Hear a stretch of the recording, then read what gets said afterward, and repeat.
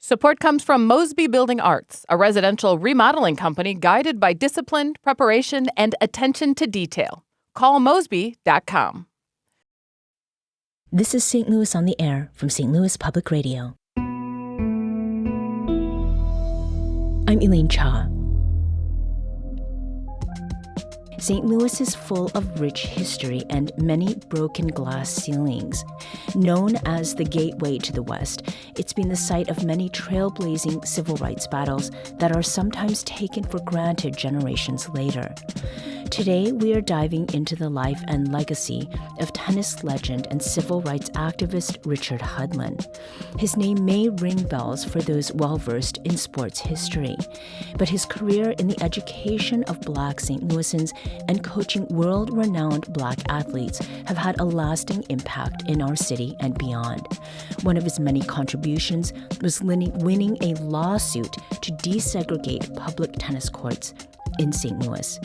Joining me in studio to talk about Richard Hudlin, we have Cicely Hunter, public historian with the African American History Initiative at the Missouri Historical Society. Cicely, welcome back to St. Louis on the Air. Thank you so much. And we're also joined by Amanda Clark. Amanda is also a Missouri Historical Society public historian and its CSTL Tours manager. Welcome back to you as well, Amanda. Thanks for having me. There seems to be a lot of information about Richard Hudlin, but also, and frustratingly we'll say, not much information simultaneously. Now, much of what is out there, it pertains to his impact on tennis in St. Louis and the United States overall. But I want to start with Hudlin's earlier life.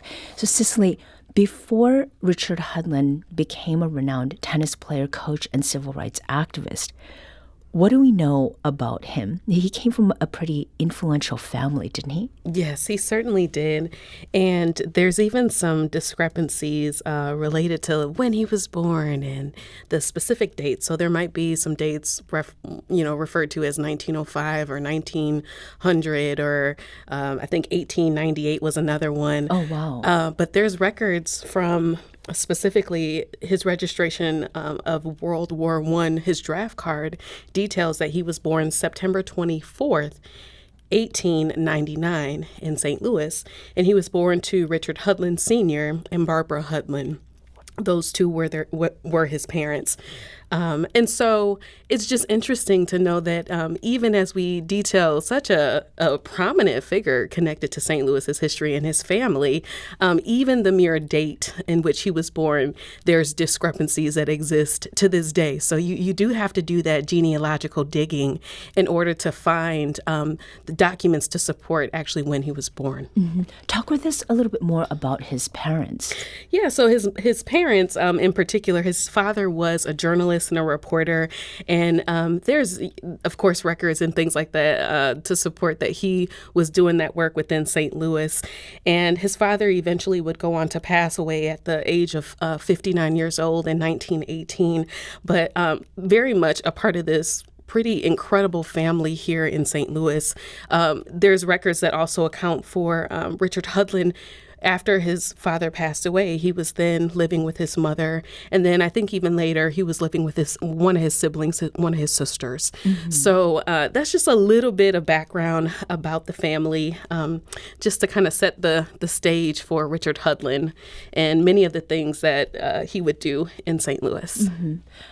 Why is it so hard to find, concrete information, that aligns one piece with another?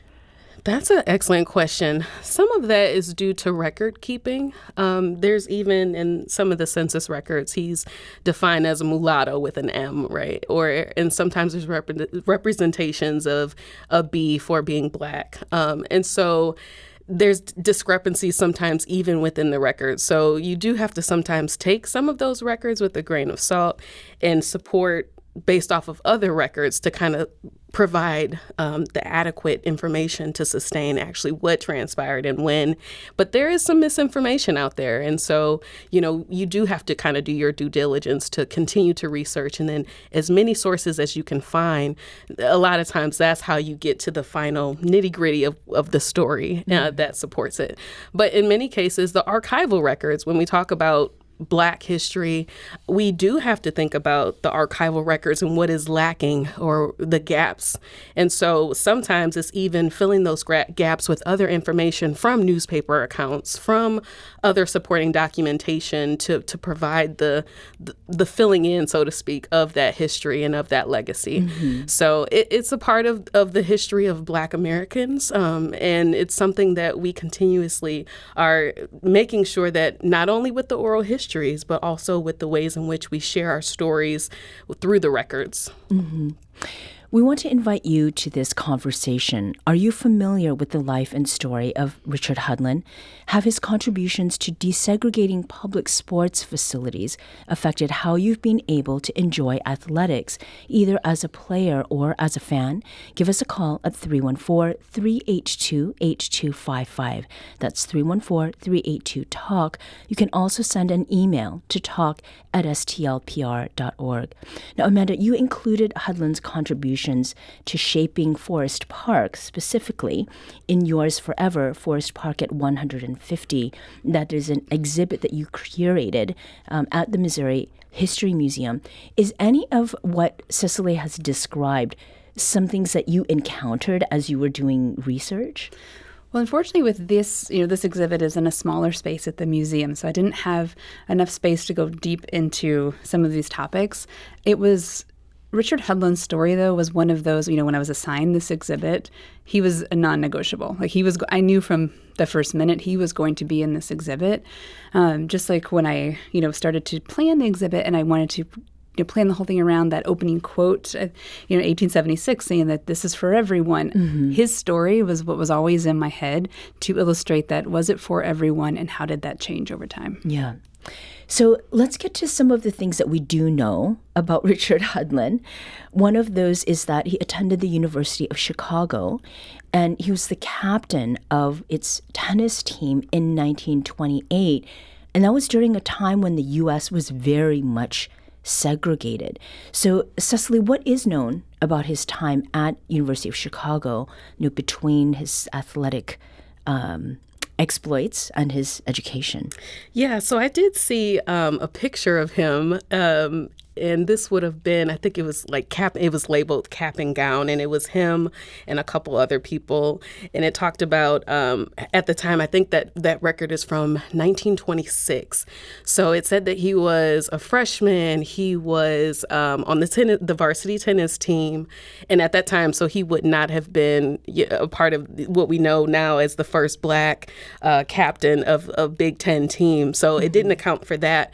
But it also even listed that he was a member of Kappa Alpha Psi, which is a Black fraternity, and founded on the principles of brotherhood and other things that folks who are from Kappa Alpha Psi would be able to recognize and understand. So it's different source material like that, a photo, cap and gown, labeling, and some other photographs of other people that provide context about his life at that particular time. So that was one of the sources that I found, which was interesting because we don't typically know of that. You have to do that digging in order to find a record like that. And then after he graduated from University of Chicago, he did come back to St. Louis, and he ended up at Sumner High School. He taught and coached tennis there. And Sumner High School itself, we've talked about a lot on this show. It holds so much history on its grounds and in its walls. Talk with us about Hudlin's career as an educator at Sumner High. Yeah, so one of those such students was Arthur Ashe, who we know and love today. He's someone who rose to prominence as this incredible tennis player, and then has this very rich story of having to come to St. Louis because of the different discriminatory practices that were happening in Richmond, Virginia. And so Hudlin takes Arthur Ashe in particular into his home and trains him. And it was his senior year. I literally cannot imagine going going to another school during my senior year. Right. Yeah, to play the sport that I know and love. And in Hudlin, there's some quotes even in some of the articles that I read, which talked about St. Louis was pivotal for Arthur Ashe and was incredible in the making of this athlete that we know and love today. And so, I think, Richard Hudlin, he coached, I believe, for like 36 years. He taught at Sumner for, I think, roughly a very long time as well, and served students to the best of his abilities, and also he was a dynamic force with civil rights here in St. Louis. So there's so many different layers to Richard Hudlin that we don't always see the pieces of him in the intricate ways in which he helped to shape the rich environment of St. Louis today. Yeah.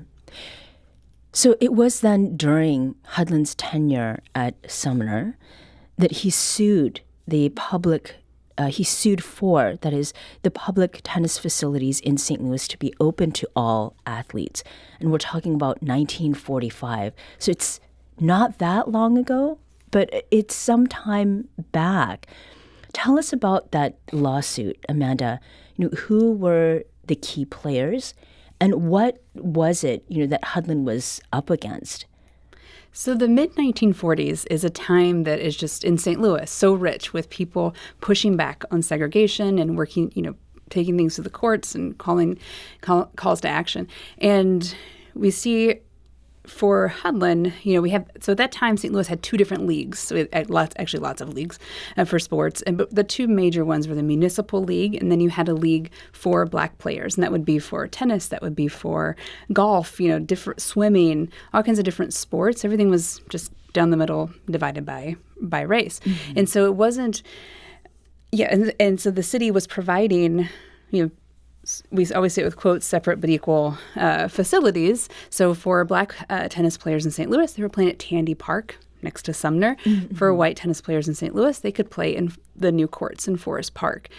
So that's the issue at hand, is not necessarily the park, but it's the fact that there are not, that there were different facilities for athletes. And so he brings up not just the courts, but his own ability to be in the municipal league, the main league. And so, because when you had those two leagues, there wasn't one city champion, right? And so the point is, there should be one city champion. This reminds me of conversations we've had about baseball here, and also things that I have heard about how basketball leagues have operated in the St. Louis region. Certainly not exclusive to here, but because we are located here, that's what I've heard tell of. When it comes to the lawsuit, so after winning the lawsuit against the Muni Tennis Association of St. Louis, Richard Hudlin became the president of that very same association. Might that tell us something about how local community members felt about equal access changes that Hudlin worked to make, specific to the sport of tennis or just overall? I'll leave this open to. Yeah, absolutely. And I think that's one of my favorites. Whenever I'm telling the story of Richard Hudlin, I love to end it with and by the time he died, he had been, not only are there courts in Forest Park named after him, but he was the president of that association. So yeah, it's a great story, connection. And before I forget too, you'd mentioned that Tandy Park was where courts for Black players were. Mm-hmm. And then there were new courts in Forest Park. There's a big difference between playing on an old court and a new one. So equal access not only to just walking onto a court, but being able to practice and perfect the skills that you have. Right, and there were courts all throughout the city, and the court case was to integrate all of them, right? It wasn't just Forest Park versus Tandy, it was to integrate all of them. And then this, spills out into other sports, swimming, other municipal athletic facilities. Mm-hmm. We need to take a quick break, but we'll be back shortly to continue our conversation about the life and legacy of civil rights activist Richard Hudlin. This is St. Louis on the Air from St. Louis Public Radio.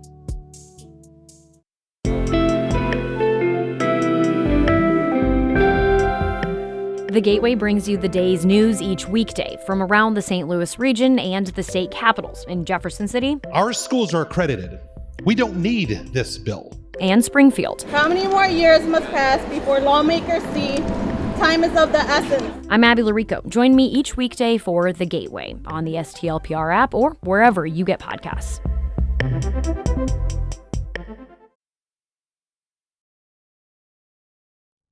Welcome back. Let's return to our conversation with Cicely Hunter and Amanda Clark, public historians at the Missouri Historical Society. Before the break, we were talking about Richard Hudlin. We were talking about the desegregation of the public courts, tennis courts here in the city of St. Louis. And we did touch a bit on how Richard Hudlin coached Arthur Ashe. But there was another tennis trailblazer he coached. That was Althea Gibson, and she was the first Black woman to win a Wimbledon singles championship and a Grand Slam tournament. And these two players, neither Althea Gibson nor Arthur Ashe were natives of St. Louis. Gibson was from South Carolina. Ashe moved to St. Louis from Virginia. What do we know about how Richard Hudlin came to coach each of them? Cicely? So some of the records that I saw recorded that he knew Arthur Ashe's coach in Virginia.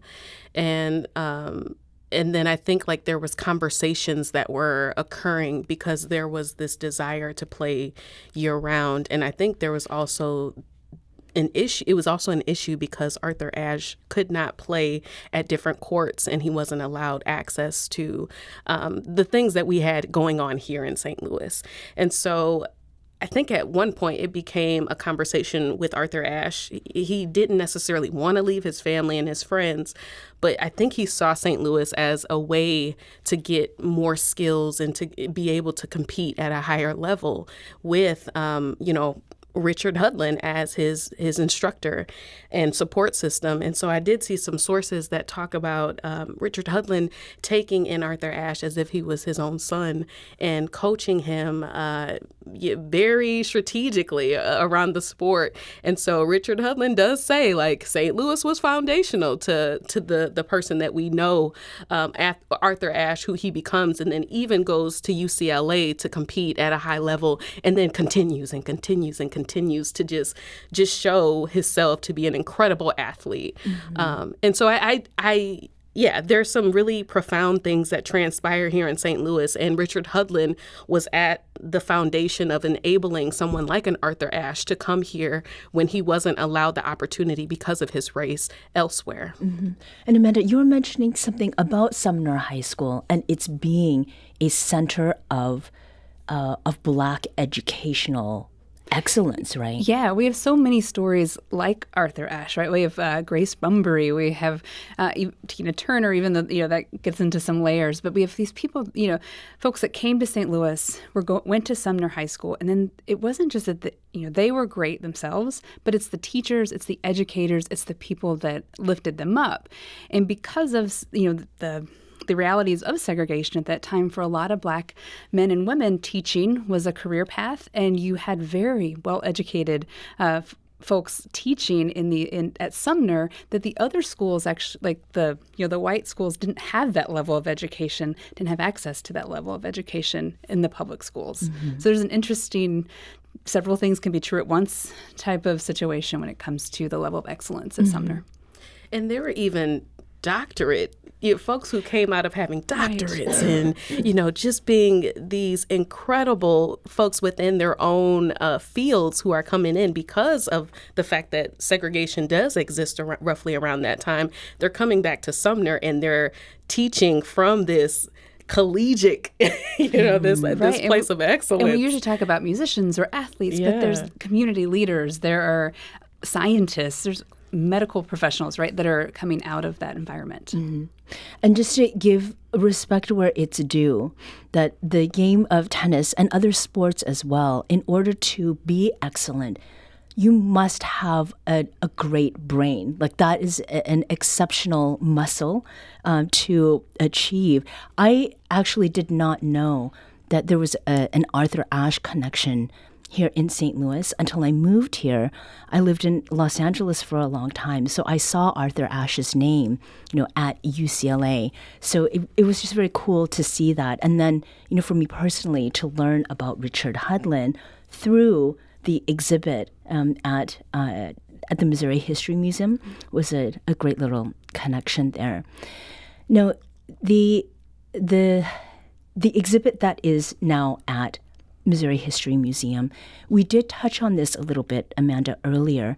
Why was it so important to highlight Hudlin in this exhibit about Forest Park and this really important milestone, and what could be looked at just as a small part of its history? Yeah, it was important to use, it's a great story and a chance to tell that great story. You didn't want to pass that up. Also, he's a great example of other stories, right? He's not the only person that worked for this integration in different settings, and so he's a good example. I think it is interesting that there are Hudlin tennis courts in Forest Park named after him. A lot of people don't know about those courts, so it was also a way to bring awareness to those courts, because the other courts are named after Dwight Davis, who was a parks commissioner for just a couple of years. Very different legacy than Richard Hudlin. Mm-hmm. We have Michael, who is calling from Richmond Heights. Michael, welcome to the show. Hi, thanks for taking my call. I just wanted to point out there's a historical marker for Arthur Ashe at the corner of Bennett Avenue and Laclede Station Road in Richmond Heights. And I think it's the spot where he practiced. There was a court there and outside someone's home. I think he lived there for a while, and so there's a whole the city of Richmond Heights put up this great information at that intersection. Mm-hmm. What was it about that caught your attention? Are you a tennis player, Michael? Well, I used to cut through there to drop my kid off to school, and we got out one day and we looked and read the historical marker. Mm-hmm. And I just think it's Arthur Ashe is just he's not celebrated enough. And then today I'm learning more about Richard Hudlin, and he was actually born the same year my grandfather was born, so it makes me think about things like that. And I don't know, a trailblazer, really, to try to desegregate the tennis courts in Forest Park. The pressure he was probably under to have to deal with it's one thing to file a lawsuit, but you walk into a coffee shop and people probably question you about it, and different places around the community if that was putting his reputation on the line. Right. So Michael, thank you so much. Remarkable. Yeah. Well, thank you so much for calling, and I think this very well illustrates why we need to be talking about Richard Hudlin. Cicely, you are nodding as you heard Michael speak. Yes, so I think he's absolutely correct. In research, I also found the marker too. I haven't visited, so now I have this. Michael, thank you so much, because I did the research, but of course, it's one thing to see it and be in that space. But at 12, I think it was 1221 Laclede Station Road, I believe, is roughly around the location that Richard Hudlin lived, and that's where Arthur Ashe lived as well during the time of being here. And so I think it's a marker dedicated to the history and the legacy of both individuals. So yeah, he's spot on, and I love it. Yeah. And as we close, Amanda, why does Hudlin's legacy and impact in the tennis world have importance beyond the sport? What is it that you hope people take away from looking at that part of the exhibit? Yeah, I hope that people take away the reason, another reason for using his story is an example of that we think things have been the way they have been for a long time, and there's always people pushing back. And yes, Arthur Ashe came of that, but the bigger story is all of the other players that got to play, all the other Black players that had access to better courts and just enjoyed the sport. Right. Amanda Clark is a Missouri Historical Society public historian and its CSTL Tours manager. And Cicely Hunter is also with the Missouri Historical Society as a public historian and with the African American History Initiative. Thank you both for joining us today. Thanks for having us. Thank you.